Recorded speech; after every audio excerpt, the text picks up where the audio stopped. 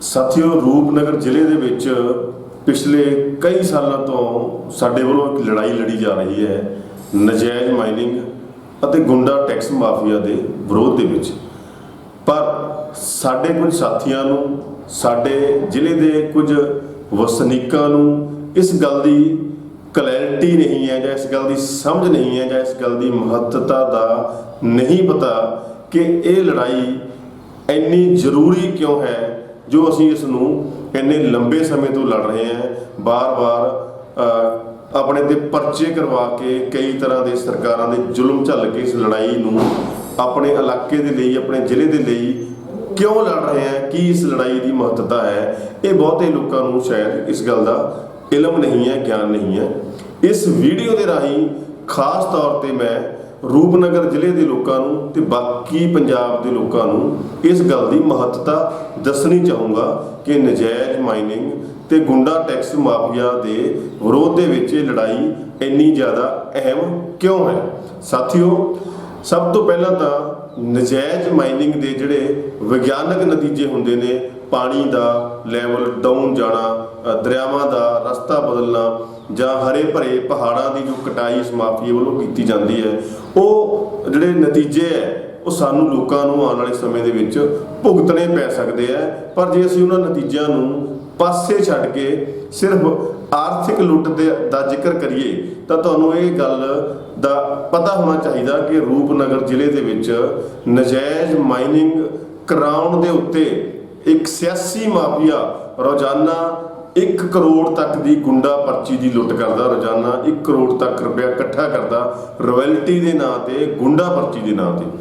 ਰੋਜ਼ਾਨਾ 1 ਕਰੋੜ ਰੁਪਈਆ ਜਿਹੜੇ ਨਜਾਇਜ਼ ਮਾਈਨਿੰਗ ਕਰਨ ਵਾਲੇ, ਕ੍ਰੈਸ਼ਰਾਂ ਵਾਲੇ ਜਾਂ ਹੋਰ ਕਈ ਤਰ੍ਹਾਂ ਦਾ ਕਾਰੋਬਾਰ ਕਰਨ ਵਾਲੇ 1 ਕਰੋੜ ਦੀ ਜੋ ਗੁੰਡਾ ਪਰਚੀ ਰੋਜ਼ਾਨਾ ਦਿੰਦੇ ਨੇ, ਤਾਂ ਸੁਭਾਵਕ ਹੈ ਕਿ ਉਹ ਖੁਦ ਵੀ ਸਾਰੇ ਮਿਲ ਕੇ ਰੋਜ਼ ਦੀ 1 ਕਰੋੜ ਦਾ ਰੈਵਨਿਊ, 1 ਕਰੋੜ ਦੀ ਕਮਾਈ ਖੁਦ ਵੀ ਕਰਦੇ ਹੋਣਗੇ, ਤਾਂ ਹੀ 1 ਕਰੋੜ ਰੁਪਇਆ ਜਿਹੜਾ ਇਹ ਗੁੰਡਾ ਟੈਕਸ ਦਾ ਵੀ ਅਦਾ ਕਰਦੇ ਨੇ।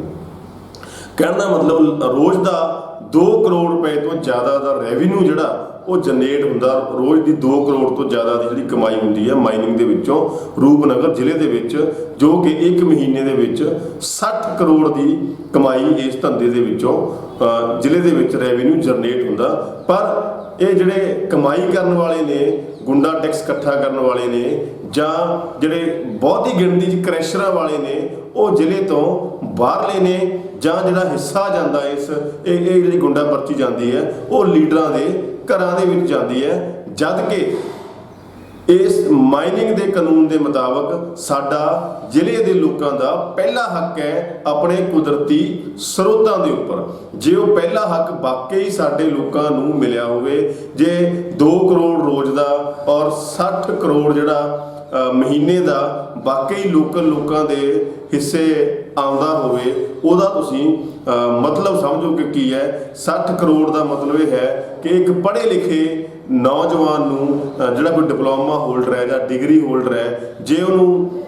ਜਿਹੜੀ ਨੌਕਰੀ ਹੈ 30,000 ਰੁਪਇਆ ਤਨਖਾਹ ਦੀ, 30,000 ਰੁਪਇਆ ਪ੍ਰਤੀ ਮਹੀਨਾ ਤਨਖਾਹ ਦੀ ਨੌਕਰੀ ਮਿਲ ਜੇ, ਤਾਂ ਉਹ ਆਪਣੇ ਆਪ ਨੂੰ ਭਾਗਾਂ ਵਾਲਾ ਸਮਝਦਾ, ਆਪਣੇ ਆਪ ਨੂੰ ਲੱਕੀ ਸਮਝਦਾ। ਔਰ 2 ਕਰੋੜ ਰੁਪਇਆ ਰੋਜ਼ ਦਾ, 60 ਕਰੋੜ ਰੁਪਇਆ 1 ਮਹੀਨੇ ਦਾ ਮਤਲਬ ਹੈ ਕਿ 30,000 ਰੁਪਇਆ ਮੰਥਲੀ, 30,000 ਰੁਪਇਆ ਮਹੀਨੇ ਦੀਆਂ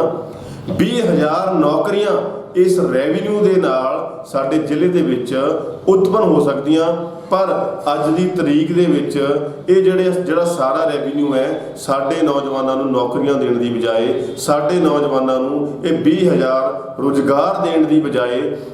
ਸਿਰਫ ਜਾਂ ਤਾਂ ਇਹ ਲੀਡਰਾਂ ਦੇ ਘਰ ਇਹਦੇ ਨਾਲ ਭਰੇ ਜਾ ਰਹੇ ਹੈ। ਇਸੇ ਕਰਕੇ ਤੁਸੀਂ ਦੇਖ ਸਕਦੇ ਆ ਕਿ ਪਿਛਲੇ ਲੰਬੇ ਸਮੇਂ ਤੋਂ ਜ਼ਿਲ੍ਹੇ ਦੇ ਵਿੱਚ ਚਾਹੇ ਜਿੱਡੀ ਮਰਜ਼ੀ ਹਾਹਾਕਾਰ ਮਚੀ ਰਹੀ ਹੋਵੇ ਨਜਾਇਜ਼ ਮਾਈਨਿੰਗ ਨੂੰ ਲੈ ਕੇ, ਗੁੰਡਾ ਪਰਚੀ ਨੂੰ ਲੈ ਕੇ, ਪਰ ਸਾਡੇ ਜਿਹੜੇ ਚੁਣੇ ਹੋਏ ਨੁਮਾਇੰਦੇ ਆ, ਚੁਣੇ ਹੋਏ ਲੀਡਰ ਹੈ, ਉਹਨਾਂ ਨੇ ਕਦੇ ਵੀ ਇਸ ਮੁੱਦੇ ਤੇ ਬੋਲਣਾ ਸਹੀ ਨਹੀਂ ਸਮਝਿਆ, ਕਦੇ ਵੀ ਇਸ ਮੁੱਦੇ ਦਾ ਹੱਲ ਲੱਭਣਾ ਸਹੀ ਨਹੀਂ ਸਮਝਿਆ। ਕਿਉਂਕਿ ਇਹ ਜਿਹੜਾ ਰੈਵਨਿਊ ਹੈ ਮਹੀਨੇ ਦਾ 60 ਕਰੋੜ ਦਾ, ਜਿਹਦੇ ਨਾਲ 20,000 ਲੋਕਾਂ ਦੇ ਘਰ ਚੱਲ ਸਕਦੇ ਆ, ਉਹਦੇ ਨਾਲ ਇਕੱਲੇ ਇਹਨਾਂ ਲੀਡਰਾਂ ਦੇ ਘਰ ਭਰੇ ਜਾ ਸਕਦੇ ਆ। ਇਹਦਾ ਸਬੂਤ ਇਹਨਾਂ ਲੀਡਰਾਂ ਦੀਆਂ ਤੁਸੀਂ ਪਿਛਲੇ ਸਮੇਂ ਦੇ ਵਿੱਚ ਬਣੀਆਂ ਜਾਇਦਾਦਾਂ ਨੂੰ ਵੀ ਦੇਖ ਸਕਦੇ ਹੋ। ਇਹਨਾਂ ਦਾ ਜੋ ਰਹਿਣ ਦਾ ਸਟੇਟਸ ਹੈ, ਜੋ ਇਹਨਾਂ ਦਾ ਰਹਿਣ ਸਹਿਣ ਹੈ, ਉਹਦੇ ਕੋਲੋਂ ਵੀ ਤੁਸੀਂ ਇਸ ਚੀਜ਼ ਦਾ ਅੰਦਾਜ਼ਾ ਲਾ ਸਕਦੇ ਹੋ। ਹੁਣ ਹੱਲ ਕੀ ਹੈ ਇਸ ਚੀਜ਼ ਦਾ, ਮੰਗ ਕੀ ਹੈ? ਹੱਲ ਇਸ ਚੀਜ਼ ਦਾ ਹੈ ਕਿ ਕ੍ਰੈਸ਼ਰ ਇੰਡਸਟਰੀ, ਅਸੀਂ ਨਹੀਂ ਕਹਿੰਦੇ ਕਿ ਬੰਦ ਹੋਣੀ ਚਾਹੀਦੀ ਹੈ, ਕ੍ਰੈਸ਼ਰ ਇੰਡਸਟਰੀ ਚੱਲਣੀ ਚਾਹੀਦੀ ਹੈ। ਲੋਕਾਂ ਨੂੰ ਰੇਤੇ ਬਜਰੀ ਦੀ ਵੀ ਲੋੜ ਹੈ। ਜਿਹੜਾ ਕਾਨੂੰਨ ਦੇ ਅਨੁਸਾਰ ਲਿਖਿਆ ਹੋਇਆ ਪਹਿਲਾ ਹੱਕ ਹੈ ਉਹ ਸਾਡੇ ਲੋਕਾਂ ਨੂੰ ਮਿਲਣਾ ਚਾਹੀਦਾ। ਜਿਹੜੇ ਸਾਡੇ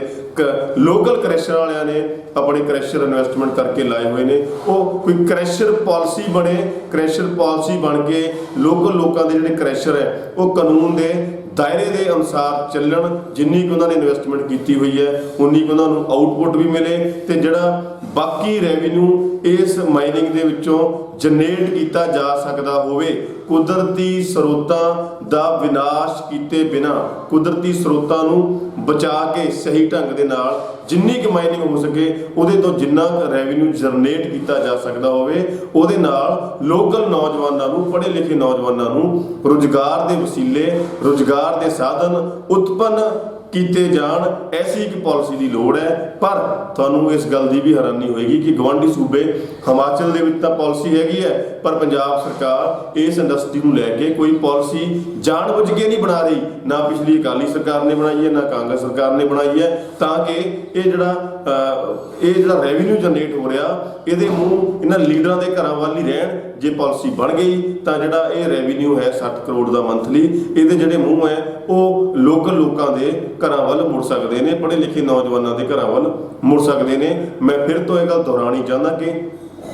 ਨਜਾਇਜ਼ ਮਾਈਨਿੰਗ ਜਿਹੜੀ ਹੈ ਉਹ ਬਿਲਕੁਲ ਨਹੀਂ ਹੋਣੀ ਚਾਹੀਦੀ, ਪਰ ਜੇ ਜਿੰਨੀ ਕੁ ਵੀ ਮਾਈਨਿੰਗ ਹੋ ਸਕੇ ਲੀਗਲ ਪੈਰਾਮੀਟਰ ਦੇ ਅੰਦਰ, ਕੁਦਰਤੀ ਨਿਯਮਾਂ ਦੇ ਅਨੁਸਾਰ, ਉਹ ਇਸ ਤਰ੍ਹਾਂ ਦੀ ਪਾਲਿਸੀ ਦੇ ਨਾਲ ਹੋਣੀ ਚਾਹੀਦੀ ਹੈ, ਜਿਹਦੇ ਵਿੱਚੋਂ